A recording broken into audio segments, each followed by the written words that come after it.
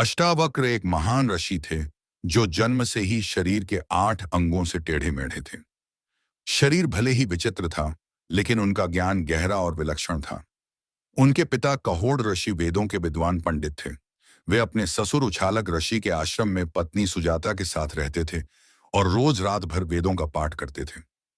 जब सुजाता गर्भवती हुई तो उनका बच्चा गर्भ में ही वेदों को सुनने लगा। एक रात उसने गर्भ से ही कह दिया, पिताजी, आप वेद तो पढ़ते हैं, लेकिन सही उच्चारण नहीं करते। आपकी कृपा से मैंने गर्भ में ही वेदों का पूरा ज्ञान पा लिया है।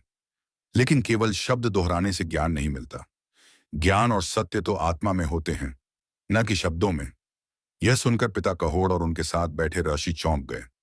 कहोड़ को बहुत गुस्सा आया और उन्होंने गर्भस्थ बालक को शाप दे दिया, जैसे तू वक्रवाणी करता है, वैसे ही तू 8 जगह से वक्र होकर जन्मेगा।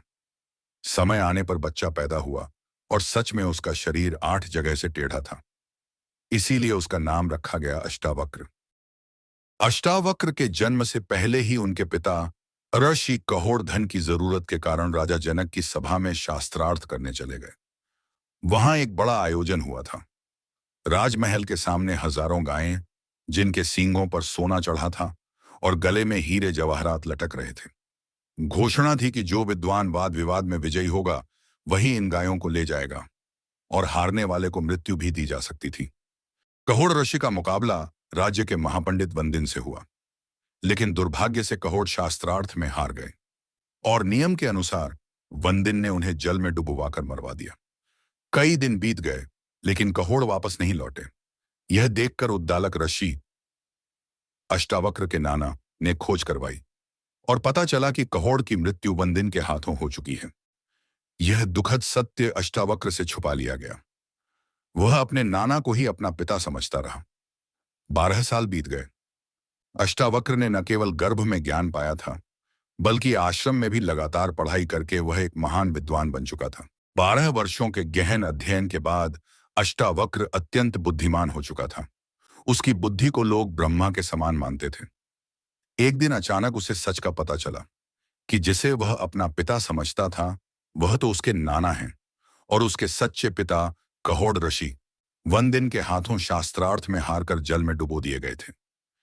यह जानकर अष्टावक्र का दिल टूट गया। उसने तुरंत मां से कहा, मां, मुझे आज्ञा दो, मैं अभी जाकर उस वंदिन को हराकर पिता का सम्मान वापस लाऊंगा।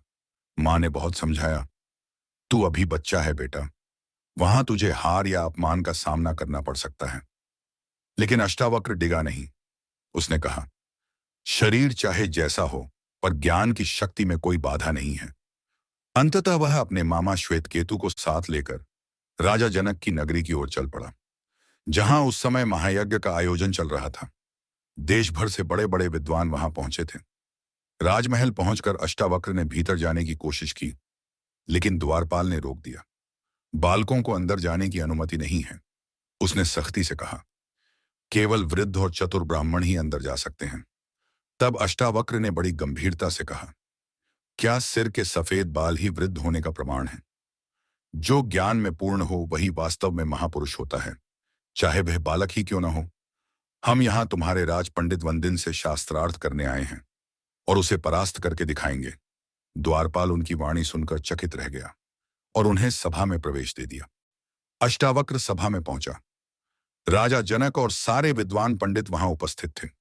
जब लोगों ने देखा कि यह बालक 8 जगह से टेढ़ा है, उसका चलना भी अजीब है, तो पूरी सभा हंसी से भर गई। हर कोई उसका मजाक उड़ाने लगा, पर अष्टावक्र भी मुस्कुराया, खिलखिलाकर हंस पड़ा। राजा जनक को आश्चर्य हुआ। उन्होंने पूछा, बालक, सब तो तुझे देखकर हंस रहे हैं, पर तू क्यों हंस रहा है?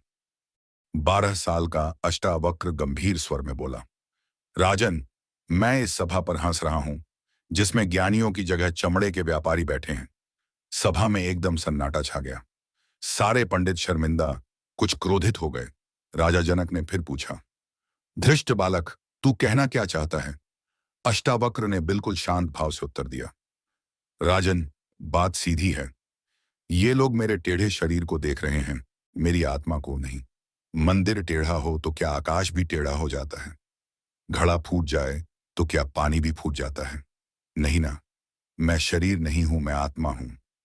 कृपा करके मेरी आत्मा को देखिए, न कि मेरी देह को। उसके ज्ञान से भरे शब्दों ने सभा के सारे विद्वानों को हिलाकर रख दिया। वे चुप हो गए, लज्जित हो गए और अपने अहंकार पर पछताने लगे। अब अष्टावक्र ने सीधे राजा जनक की ओर देखा और कहा, हे राजन, अब मैं उस पंडित वंदिन से मिलना चाहता हूं जो आपकी सभा में सबसे बड़ा माना जाता है और जिसने मेरे पिता को हराकर डुबो दिया था। मैं उससे अद्वैत ब्रह्मज्ञान पर शास्त्रार्थ करने आया हूं। राजा जनक चौंके।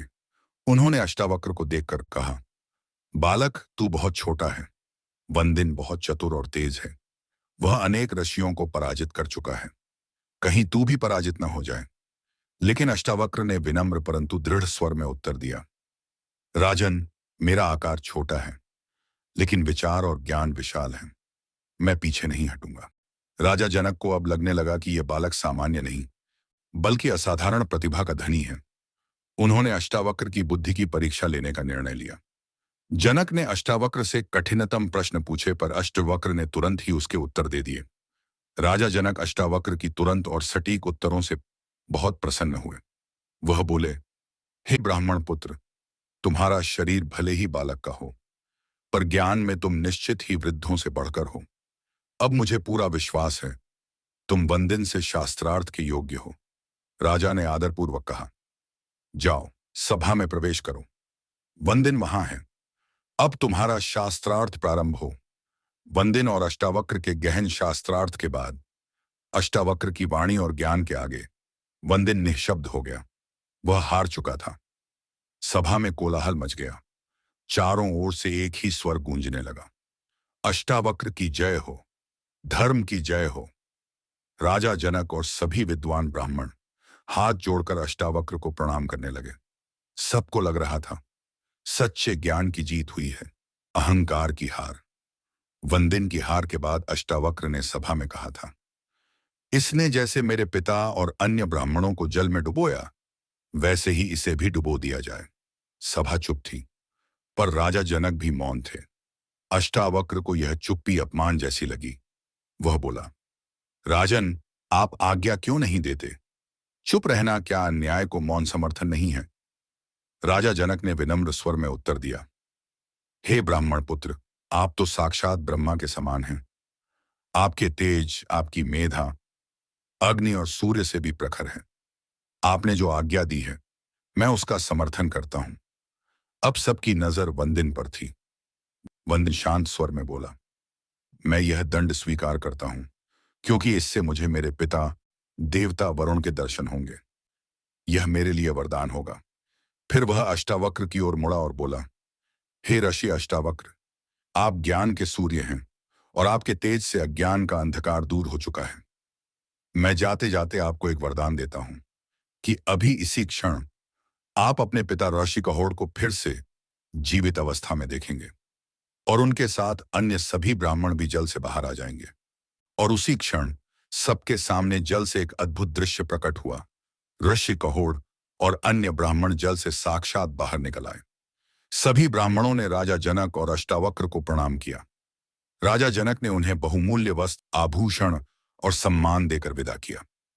अष्टावक्र की तेजस्वी वाणी, गहराई से भरे उत्तर और पिता के पुनर्जीवन ने राजा जनक को अंदर तक झकझोर दिया। अब वो केवल एक सम्राट नहीं थे, बल्कि एक जिज्ञासु शिष्य बन चुके थे। अगली सुबह जब राजा जनक महल से बाहर निकले, तो उन्होंने मार्ग में अष्टावक्र को देखा।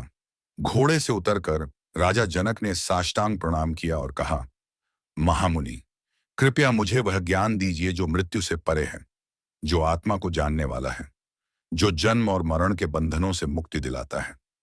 राजमहल को विशेष रूप से सजाया गया। अष्टावक्र के लिए उच्च सिंहासन लगाया गया। 12 वर्ष का वह बालक अब गुरु की आसंदी पर बैठा था। जनक ने हाथ जोड़कर कहा, हे ऋषिवर, आत्मा क्या है? यह बंधन क्या है? मुक्ति क्या है?